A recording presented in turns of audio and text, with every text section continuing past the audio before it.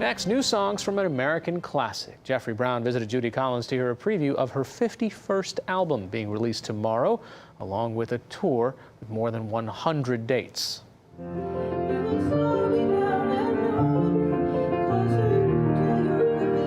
Judy Collins has been making beautiful music since the early 1960s, and since 1967, writing her own songs. In her New York apartment recently, she played a new one for us. I really thought of myself not as a singer in the beginning. I really thought of myself as a storyteller. Oh, really? Meaning that it was all about the story? It was. Many years later, at age 77, the stories and songs continue. And for her latest album, titled Silver Skies Blue, Collins has taken a new step, co-writing an entire record with another artist, 36-year-old Ari Hest. Collins grew up in a musical family. Her father, blind from age 4, was a singer and radio host who inspired her with Irish ballads, Rodgers and Hammerstein, and much more. She studied classical piano and then discovered and became part of a growing folk music scene that was infused with social activism. I learned to sing along the way. So the songs provided me with a living, with entertainment, education, singing lessons, and adventure throughout my whole career, really. One of the things that you, of course, became so well known for is bringing songs that other people wrote to the attention of a general audience. I was desperate to sing great songs, the kind of classic songs that I'd been raised with. This was the burgeoning of the great folk music revival. Yeah. And I was in the Village, so I learned Woody and I learned Pete. I learned all their great songs.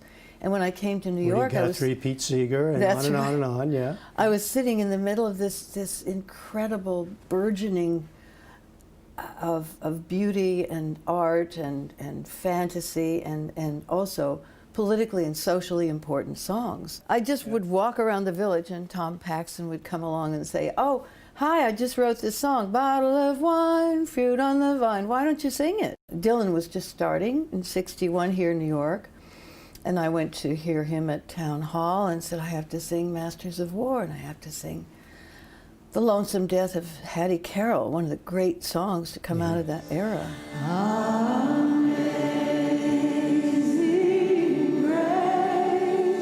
Over the years, she'd become renowned for her versions of classics, such as Amazing Grace, sung here at Dromoland Castle in Ireland.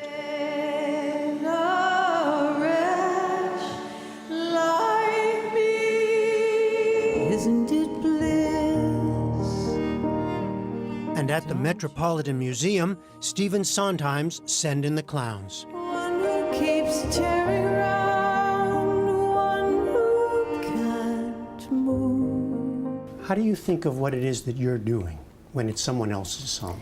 You have to apply the same criteria to the songs that you write as well as the songs that you sing of other people. They all have to somehow become Judy Collins songs. Your song? Yeah.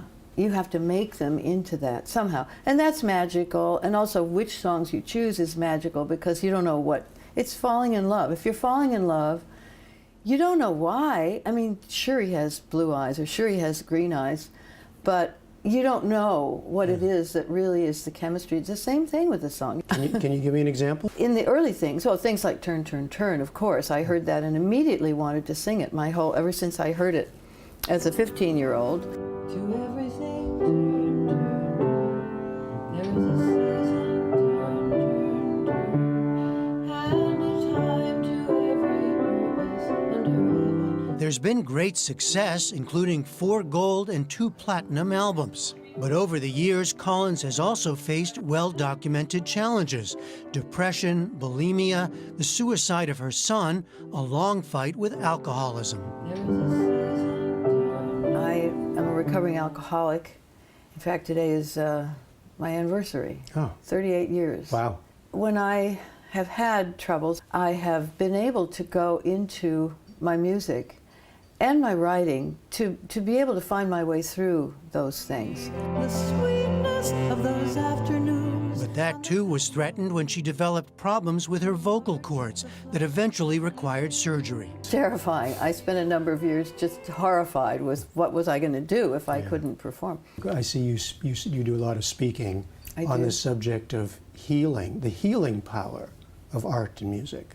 I would say that my own life has been very impacted by the fact that I'm a working musician, so I'm involved with music, with writing it, playing it, practicing it, performing it, and it really does. That 2 hours when I'm on stage is a meditation in a way.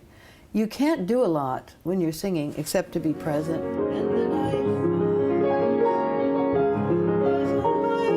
Still on stage, Judy Collins and her new musical partner Ari Hest are now in the midst of a national tour. From New York, I'm Jeffrey Brown for the PBS NewsHour.